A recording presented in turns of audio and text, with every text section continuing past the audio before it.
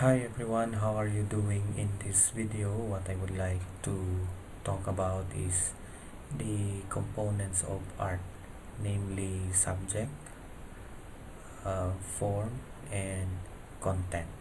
So we will particularly talk about the difference between subject and content. Also, we talk about what is form. Now, when talking about art, every piece is composed of three parts. As I have mentioned, these three parts are subject, form, and content. But there are a lot of observations that some people tend to uh, fail to distinguish what is the difference between the subject and content. The subject is the main focus object in the work of art, whereas the content is the overall meaning of the piece. In the simplified course pack, it is found in immediately in its words to ponder, and when we speak of subject, it is the what, and when we speak of content, it is the why, and the form is the how. So, in art, when talking of subject in art, the definition of subject is that it is referred to the main character or object or anything that is presented as the main focus in the work of art. No? It is the visual focus or the image that may be extracted from examining the artwork. As I have said, it is the what. No? The subject can appear in the center of the piece or in any part of it, but it is always the most recognizable thing in the entire work of art, regardless of its size. So, when we speak of subject, it is something that we can easily notice. No? This is the center of attention that will be recognized whether it is commonly known thing or because it can be seen in context alongside the rest of the work of art. Kanang imuha na yung mapansin, no? So there is a ipakita na ko nga picture of a dog, no? Ang dog gid ang imuha jud dali dayon mapansin, no? So mao na siya ang subject. Pwede man naa sa kilid pero siya gid na pinakauna nimo nga ma-notice mo na ang subject. Now, in the world of art, when we talk of content, the content referred to the general meaning or intention of the piece. No, it is the way to manifest the message that the artist wants to say with his work. No? Content is the message given by the piece of art. So that's why in our simplified course pack in the words to ponder, it says that it refers to the why. No, because there we will find the message. No, of the artist. No, it involves the subject, the techniques used to make the piece, the colors used, and anything that was used by the artist to make a statement and give a message. Now, so meaning the content is the macro and the subject is the micro.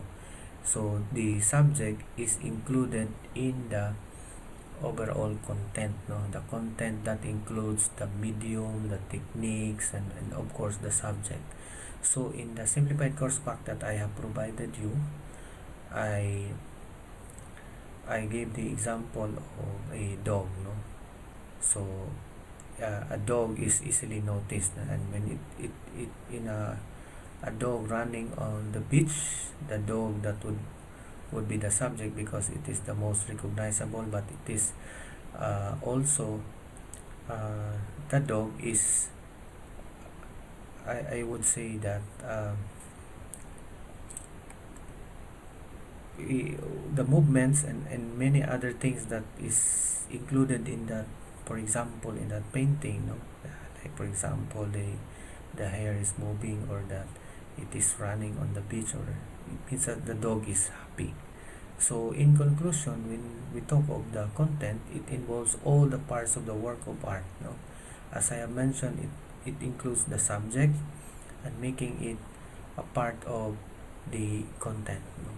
So the content can be seen as a macro element, as I have mentioned on the piece, whereas the subject can be seen as micro element of the work of art. So meaning content is the whole thing, and the subject is part of that whole thing, which is what the artist wanted to convey or to deliver this message. Now the form is determines the message, no? The form is are those mediums, techniques that are being put together. So that's why it is referring to the how, no? How these mediums, these elements, the techniques being put together, that is what we mean by that form. Okay,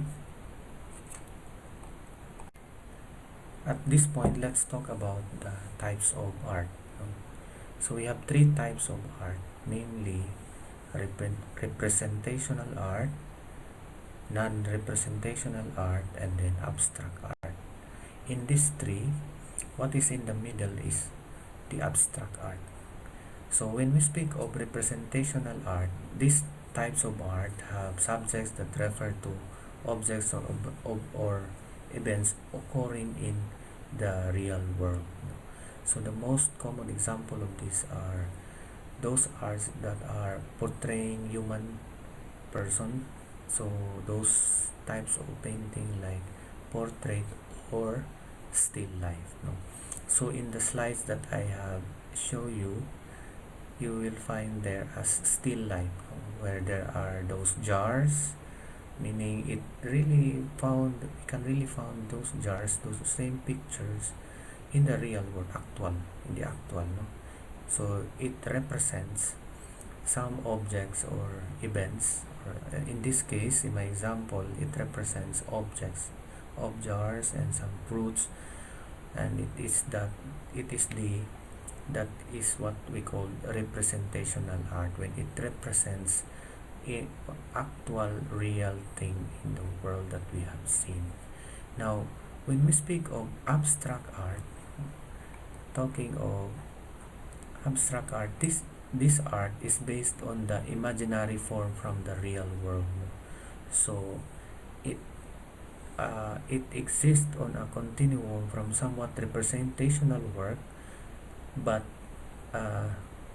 it is far removed from its actual real appearance that it is almost impossible to easily discern what is being presented. So and in most abstract art, ang pinakadali nga ma-detect ani is that when it is pagtanaw pa lang nimo, although it represents in the actual real world appearances, but it is being distorted or exaggerated, or it is in geometrical shapes, no? When there are some lines, or then it is what we call abstract art.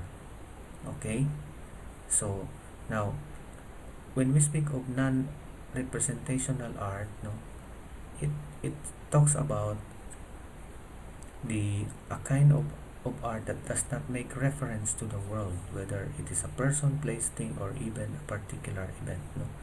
It is stripped down to visual elements such as shapes, lines, colors that are employed to translate a particular feeling, emotion, or concept.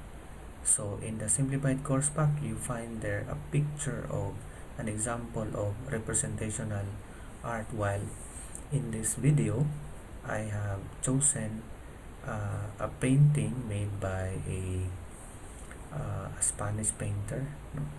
And it is I think it is entitled, if I am not mistaken, Conventional 8.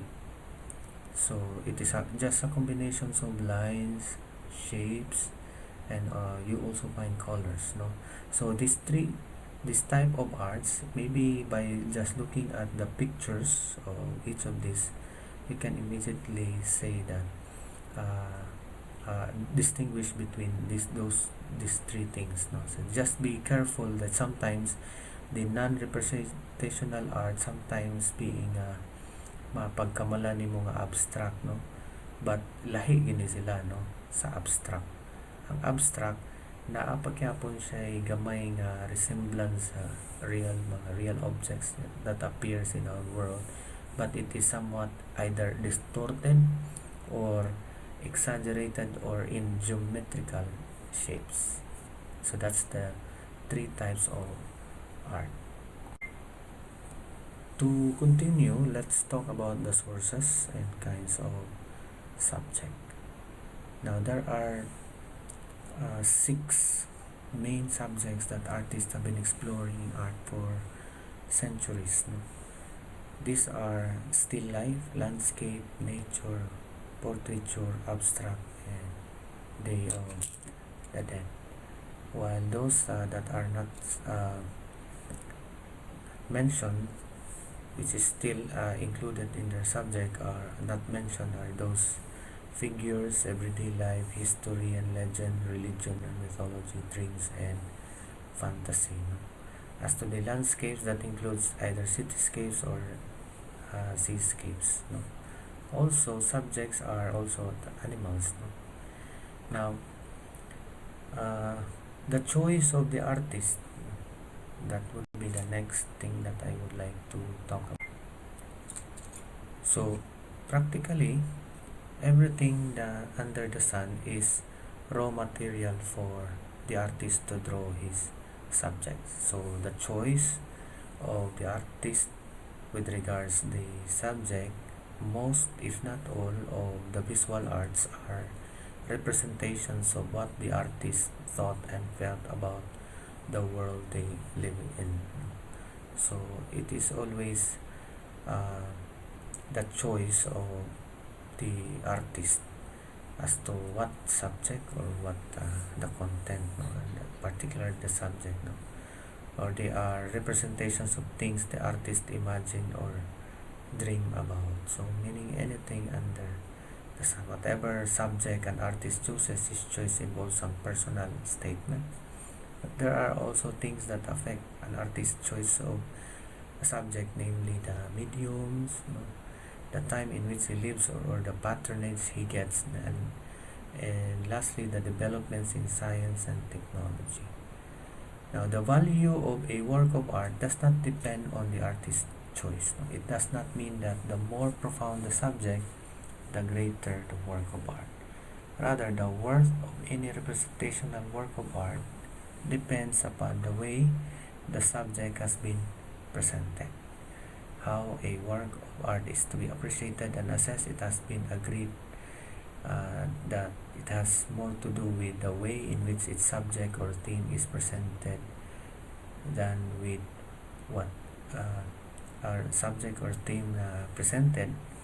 It is how or what